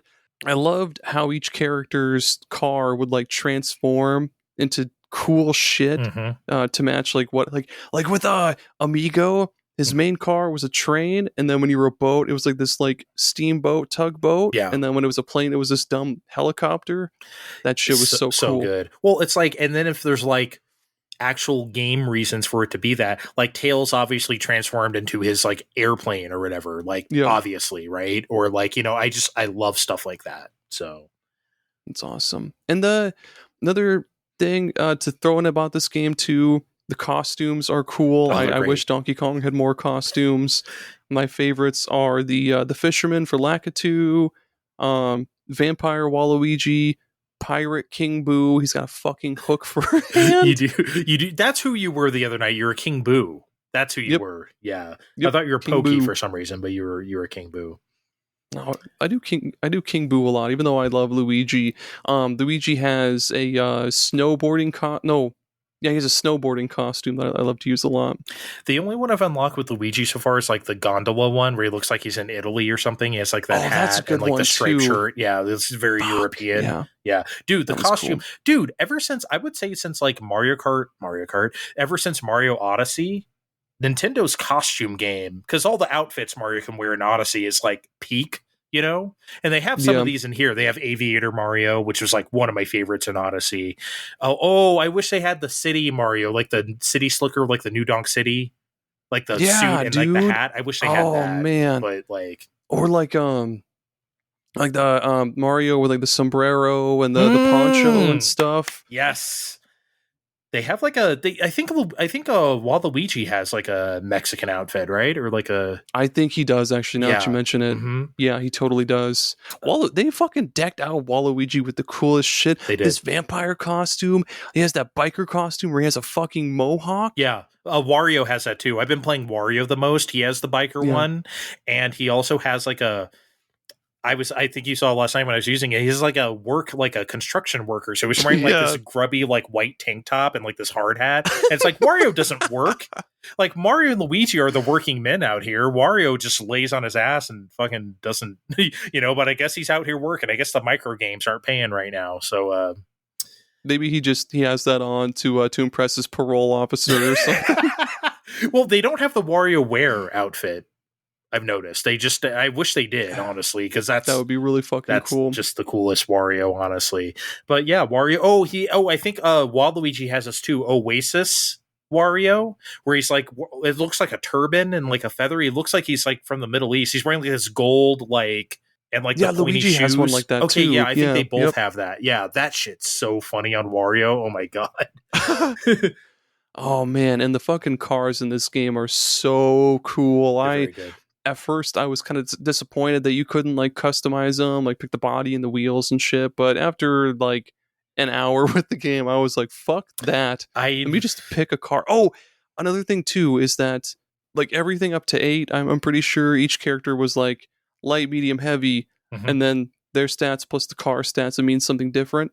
Each character has like very slightly different stats, so you can be like whoever and not really worry about weight classes. Of course, Bowser's going to be heavy as shit, though. But I kind of miss the weight class stuff. I did like that stuff when it was more pronounced. That doesn't mean they can't ever go back to that in the future.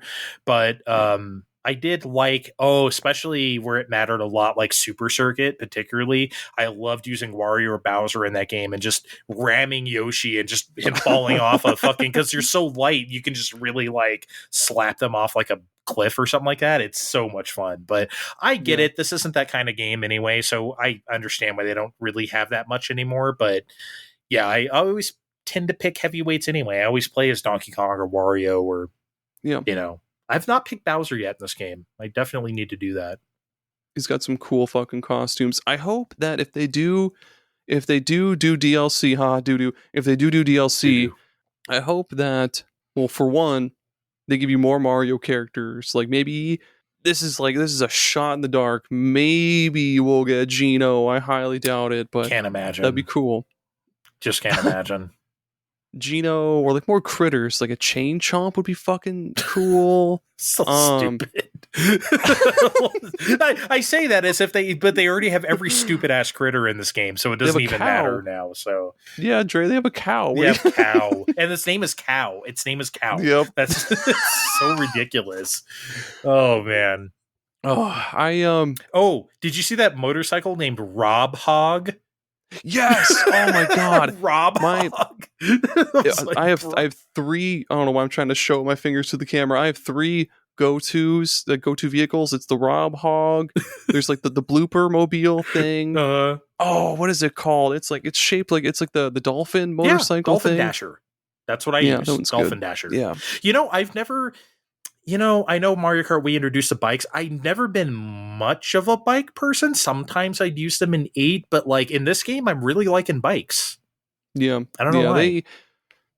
I think in 8, they had like very slightly different physics to them. Maybe I'm thinking of a different game, but could be 7. Yeah, the bikes feel real good in this game, especially like the Rob, what is it called? Rob Bike Hog. or Rob Hog? There like, bro, I can't believe they named it Rob Hog. Rob the robot isn't even a racer in the game anymore, and they have a Rob Hog. Yeah. Also, I'm glad they took out the fucking. I don't care for the Koopalings. They can stay out. They can keep them in if they want. They can bring them in. I don't give a shit. Leave them out. I like Morton, but I'm not. I don't really care that they're not here. I was an Iggy guy. Yeah. I like Morton or what's his name? Not Morton, the other heavyweight. Roy Koopa Jr. Lemmy. Lemmy is the one that I like with the mohawk. If I go medium weight, I'm just a basic bitch. I just pick Mario, honestly. Yep. Yeah, it's just kind of what I like for that. Mario's good. Yeah. He's got some cool costumes too. I wish they had. I don't know why I love Metal Mario so much. I kind of wish they had Metal Mario again. I don't know. I do like Metal Mario. I like that they had Gold Mario in 8 for some reason. It was weird. Oh yeah. And Pink Gold Peach. Yeah, Rose Gold Peach and shit. I was making jokes like, Rose Gold Dry Baby Daisy or something. Just pile on all the adjectives. Baby skeleton. That's very, very hot take. I don't give a fuck about the baby characters. Take them out, man. Look, Baby Mario, okay. That's like a thing from Yoshi's Island. Fine. I don't understand why we need the other baby characters. It's dumb as hell. I don't get it. Baby Daisy, baby Rosalina, get the fuck she's like out, yeah, she's like floating. Yeah. Maybe kids, maybe real young kids like that shit. I don't know. But here's the thing. When I was a kid, I didn't want to play as a baby. I wanted to be a big boy, right? I didn't want to be a baby. Ew, that's a baby. I don't want to do that. I'm better than that, right? So I don't know, man. Yeah. At least I get my boys, my Yoshi, Luigi, and whatever the fuck creature I feel like that day. Pokey. the skeleton fish. Or the bat. Swoop. Oh, yeah, why do they have the bat? Love Swoop. That is hell. I mean, what are you guys doing?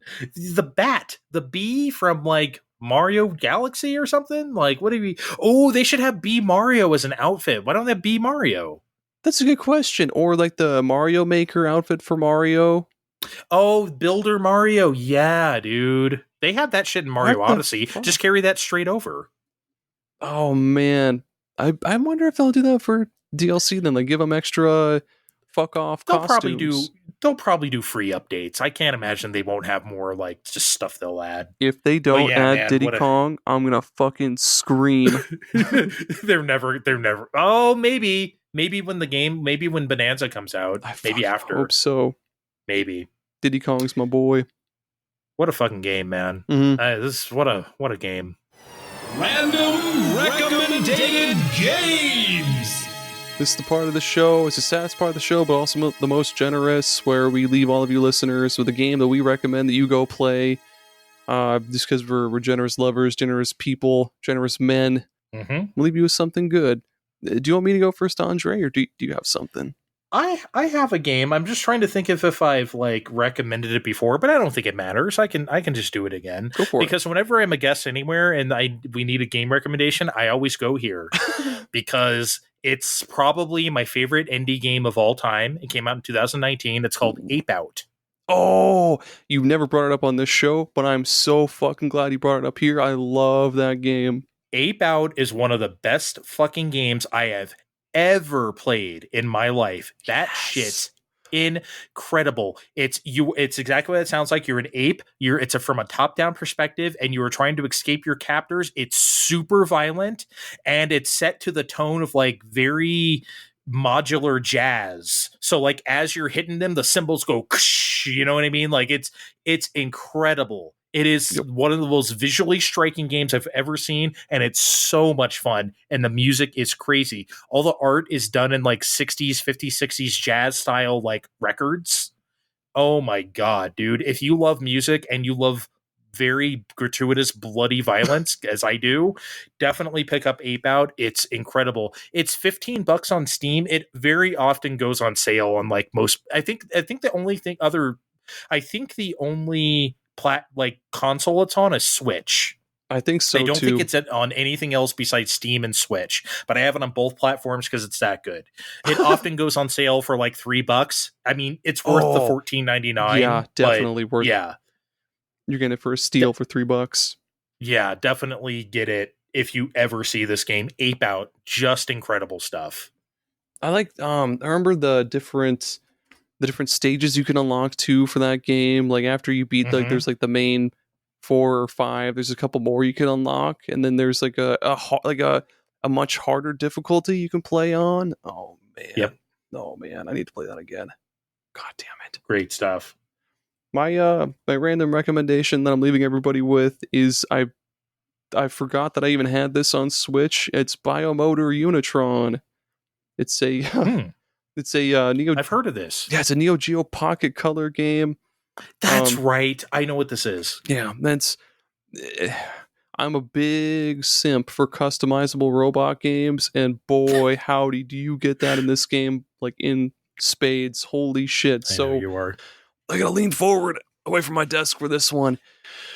So yeah, it's a dungeon crawling customizable robot RPG, and then pretty much you'll start off with your basic bitch ass robot, and then I think you start off just going through dungeons. You can go through dungeons, collect money, get XP, and level up your robot, and get money to buy new parts. And that's a big part of the game, is buying new parts. You go to the shop, buy a new part. You take it back to your shop, and your sister or whatever, you can have her morph it into something new by giving her new materials and shit. So you can take like a rapier, and she'll turn it into a drill. Then you can take the drill and turn it into like a tornado drill or something, and now it's a wind element. Oh, and then there's like different. Sounds so good. There's different legs that you can put on that affect your not only your fucking appearance. That's a huge thing. Like any part that you put on will change the appearance of your robot. Mind you, this is a game that came out during like the Game Boy Color era, so there's so much fucking like so much detail to the robot, the robot portrait in the game. And yeah, the combat is simple. It's just you either attack or use an item or run away, and that's pretty much it. You said this is on Neo Geo Pocket Color, right? Yep. Is this on one of those like collections, like Neo Geo Pocket Color collections on Switch or something? Can you play it? Damn right it is. Okay, good. And you can buy it separately too. It's I think like it was on sale like yesterday, because I told Jerry, hey, go buy this because it's really good. And then he told me to go fuck myself because he was just going to go emulate it instead.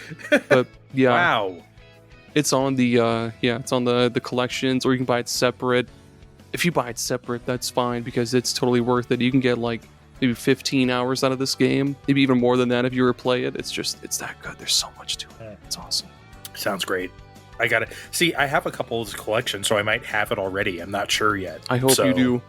I gotta go look, and if I don't, I gotta catch up on that stuff anyway. So hell yeah.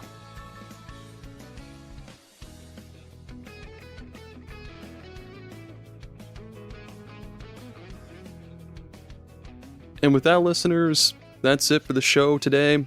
We're gonna wrap it up, get out of here, send it your way with a pretty bow. Andre, one more time, do you want to tell people where they can find you and your show and all that stuff? Go to Find Time or just search Find Time on any of your podcast catchers. Find Time on Blue Sky as well. And if you look at our profile in there, you could find the personal accounts of us three hosts, me, Steve, and Kevin. So check us out on the interwebs. Do we still say that? Oh yeah, totally. Check them out on the interwebs. Okay. Andre, just today, as of today's recording, put out an excellent episode where you did your favorite Capcom arcade tracks. Music tracks, I should say. Mm-hmm. And dude, that was some fucking excellent picks. Thank you. I'm so glad you liked it. It's always that's the only time I get nervous about Find Time is when I do a solo episode. So I'm really glad to hear that feedback. Yeah, man. And you, what was the other one you did? Your top 10 SNES games? That was all like top 5, yeah. Top 5, yeah. Yeah, those kinds of things, like those like little checklist style episodes, those always get me. You'll always get a listen out of me. Thank you. I'm glad it worked out well. And with that, we're getting the hell out of here. Thanks for hanging out, everybody. Check out superpodsaga.com. Check out our Patreon. Leave a rating, review, and all that stuff. Also, be sure to tune in next time where Jerry gets back from vacation. He gets taken, and then Liam Neeson has to go and save him. And then that's the end. Credits. Goodbye, everybody. Okay, bye.